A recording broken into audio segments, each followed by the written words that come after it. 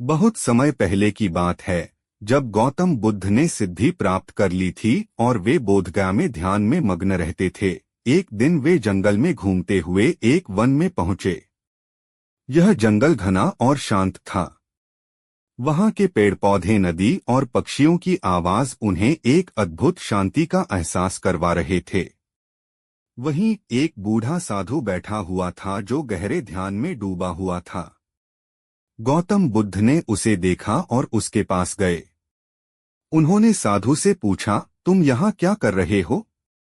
साधु ने धीरे से अपनी आंखें खोली और मुस्कुराते हुए कहा, मैं यहाँ केवल एक ही काम करता हूँ, ध्यान। मैं जंगल में प्रकृति के साथ एक हो जाता हूँ और हर सांस के साथ जीवन की सच्चाई को समझने की कोशिश करता हूँ। गौतम बुद्ध ने थोड़ा सोचा और फिर साधु से पूछा, क्या तुमने कभी दुख का अनुभव किया है? साधु ने जवाब दिया, कभी नहीं, क्योंकि जब हम अपने मन को शांत कर लेते हैं तो दुख का कोई स्थान नहीं बचता। हर क्षण को जैसे जीते हैं वैसे ही सुख और शांति मिलती है। गौतम बुद्ध ने फिर कहा, परंतु क्या तुमने यह नहीं देखा कि संसार में हर किसी को दुख का सामना करना पड़ता है? चाहे वह राजा हो या रंक, युवा हो या वृद्ध, सबको एक दिन दुख का सामना करना ही पड़ता है। दुख से बचने का एकमात्र मार्ग है संसार की अस्थिरता को समझना और उसे स्वीकारना।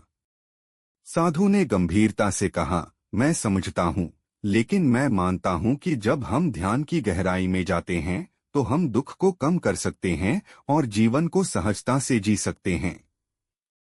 गौतम बुद्ध मुस्कुराए और बोले, यह सही है कि ध्यान और साधना से मानसिक शांति मिलती है, लेकिन असली मुक्ति तब है जब हम अपने भीतर के और बाहरी संसार के दुख को समझने और उसे समाप्त करने का प्रयास करते हैं। यह हमारी आत्मा की सच्ची यात्रा है।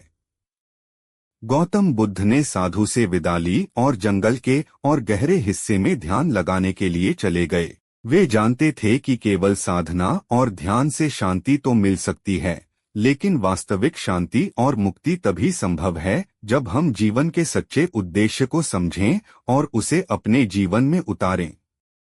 गौतम बुद्ध की यह यात्रा हमें यह सिखाती है कि ध्यान, साधना और मानसिक शांति महत्वपूर्ण हैं, लेकिन हमें यह भी समझना चाहिए कि जीवन के दुख, संतोष और संतुलन को समझकर ही हम सच्ची मुक्ति की ओर बढ़ सकते हैं।